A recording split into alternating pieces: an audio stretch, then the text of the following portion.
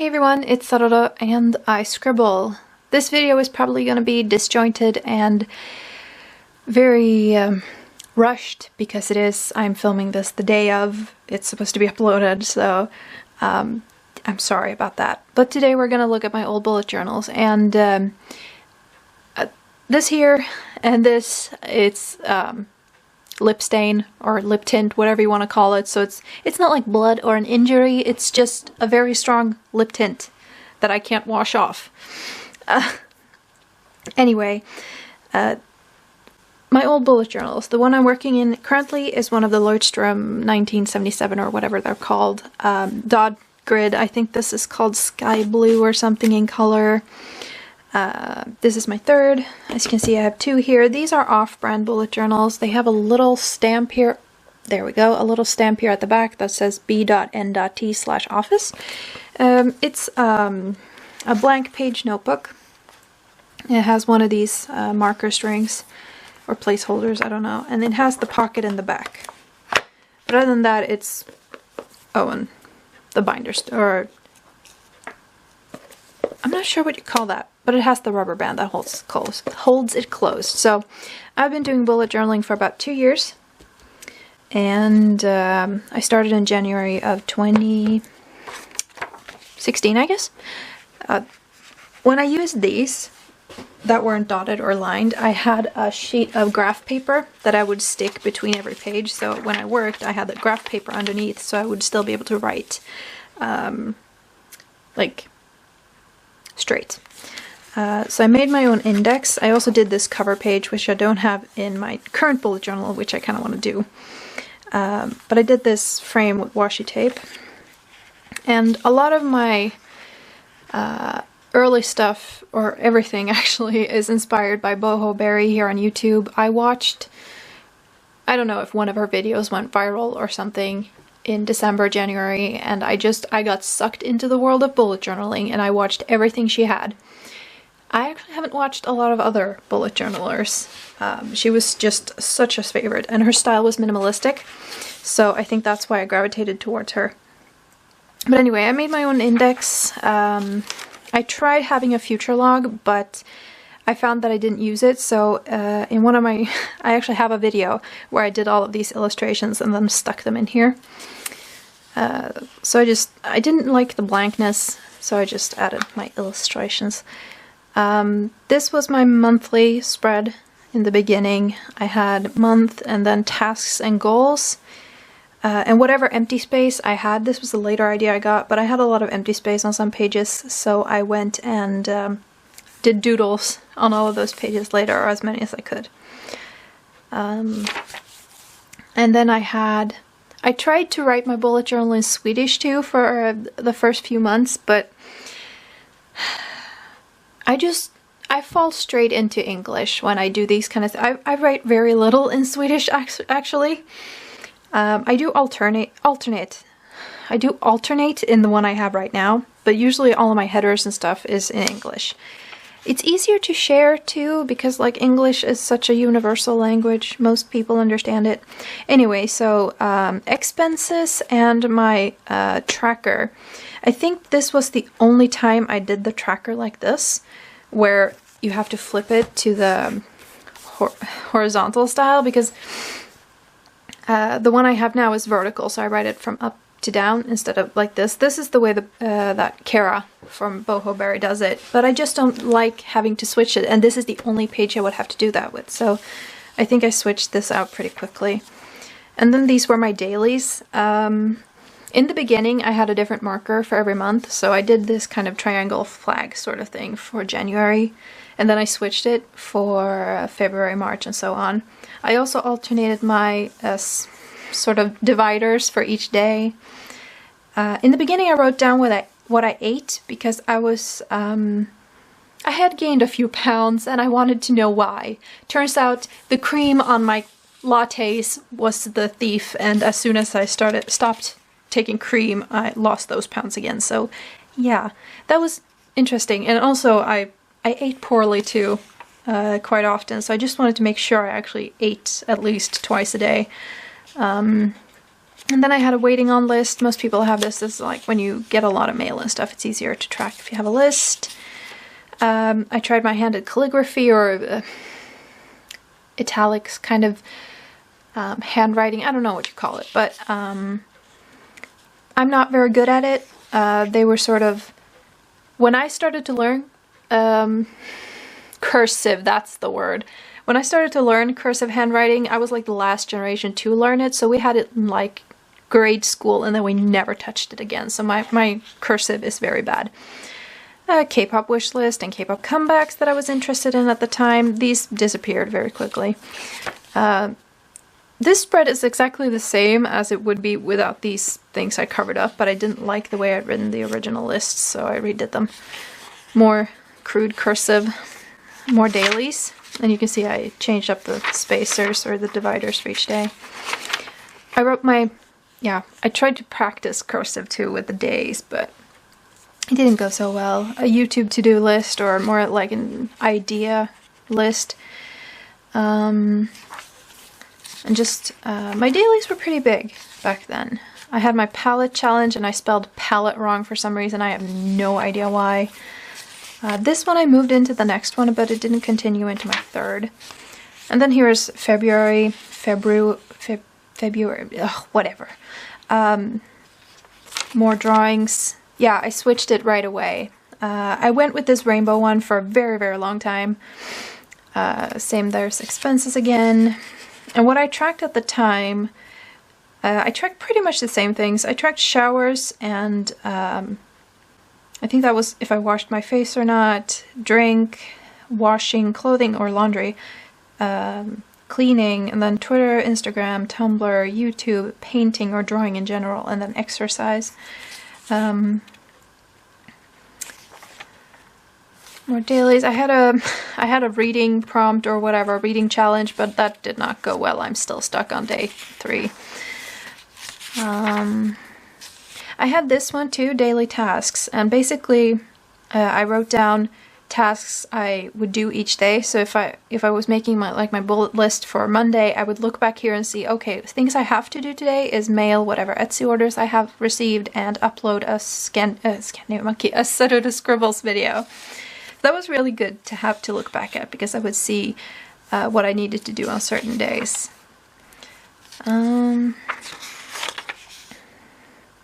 Yeah, here sometimes I failed because I wrote onsdag, torsdag, fredag, and then I wrote Saturday, which is, well, lördag, which is, it's English, and I just, yeah, you can see my brain failed to keep to one language, so, March looks pretty much the same. I started listing off my K-pop favorites here, but that never led to anything. Here you can see I switched my, I think you could see it at February 2? Yeah, I had flowers for February, and then I used butterflies. I think this is one of my favorites for March. Here I tried a tighter version, but it just didn't work out really well. April, you can see my spreads don't change much, they're very minimalistic. And I think I kept them minimalistic too because I didn't have the dot grid and I couldn't really do much extravagant stuff. I tried a weekly spread, did not like it, so that is basically the only time I did it, I think. Oh yeah, here I started writing out the days of the week in hiragana instead because I am taking Japanese lessons and I figured it would help me memorize and learn the days of the week by doing this. Switch to a leaf for April as a marker. More comeback stuff, Japanese words. My brother's birthday, which is why there's cake and strawberries there. Lots and lots of dailies. I was very diligent in the beginning. My to-do list shrank very quickly too, or tasks and goals. Then I tried splitting my expenses and adding a YouTube videos sort of tracker thing. This was May, which was when I did May We Draw Daily, which is why it's so well filled out here. I had my May We Draw Daily challenge list here. So each day I would fill out what I had drawn that day. used these arrows was something BohoBerry used, and I really liked them, so I think I continued using these for quite a while. And what I would do is that I would alternate the colors. So whatever color I used on the tip here, I would use on the end there, and then switch to another one for the tip, and then I would move the tip to the feathers, and yeah, extravagant. Ooh, just doodles. I had a few pages where I did this. More doodles. June, again with the YouTube video thing, and drawing in June, that was my own challenge, I think, and I managed pretty well, even without doing the challenge, actually. Did some sand tangles and stuff, kitties and butterflies, and then ideas for drawings. It was just like a brain dump page. July, here I started marking out which days things should happen, so like I think I guess once a week I was supposed to clean, and I marked up, yeah, my YouTube videos are also marked up and stuff like that. That was really good. And then I moved my daily tasks forward because it was so far back that I stopped looking back at it. And then I had some relaunching Etsy stuff. My YouTube schedule, this was the first time I used this, and what I miss in my new YouTube schedule is this thing, because I had a very, not strict, but I had a very good outline of videos I wanted to do every month. So like I wanted to do one challenge, at least one sketchbook tour, at least one traditional, at least one digital, and stuff like that. And then I would just fill it out here. And it worked really well. Granted, I didn't do these last things, but more dailies, August. I think here somewhere is when it stops. I tried the Rock Your Hand writing challenge. That's also a BohoBerry blogger thing. I was in Stockholm with my mom and brother to see Veronica Maggio, so we went to a museum and I drew a bunch of stuff. Just a list of some of my favorite anime. If I could list them all, it would be too long. Yeah, you can see I kept going with the arrows. I really like the arrows. More doodles. September. As you can see, my tasks and goals have disappeared. I just removed that completely because it wasn't really filling a purpose. I never filled it out properly. So in September I did a drawing challenge to prep for Inktober. And that was this one. I watched a video on writing tips, I think, like how to write a story. So I made some notes. Stuff. I wasn't supposed to go this slowly. Oh yeah. For October I did Inktober and I did videos every day. So this one is very, very clean and beautiful, honestly. And there's my Inktober list. A completely empty page. Yeah, and I had to do a summary of Inktober or October, because I did day 1 through 5 and then the 17th, and then it was just, I didn't have time to write in my bullet journal. November, art supply wish list. I had a lot of stuff I wanted. Here I started to, I think, drop off. I got a new pen, one of those friction pens that you can erase, like it's an ink pen, but you can erase it. And here I started falling off the wagon. I joined a scanlation team, so I had like a tracker here for the chapter I was cleaning. It's a lot simpler in my new bullet journal, but it was a fun tracker to have. Yu-Gi-Oh! Episode tracker, because I'm watching that with one of my friends.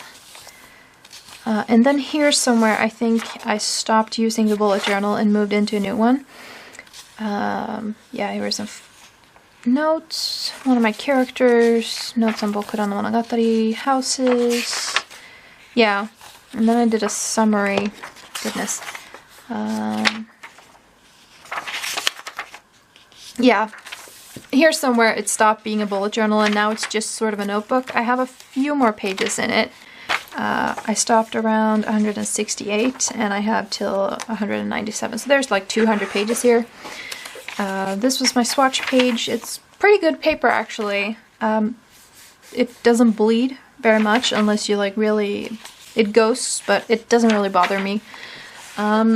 So this was my first bullet journal. I think my second one is going to be more of a flip through than a talk through because it's pretty much the same.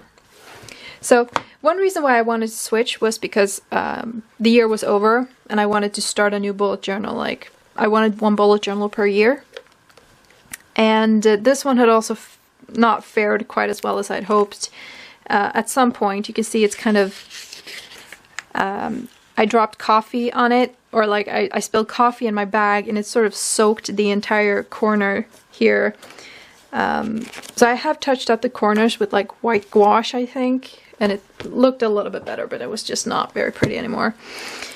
So here is my start of 2017 bullet journal, and I would have finished this one before getting my third if it hadn't been for the spine breaking.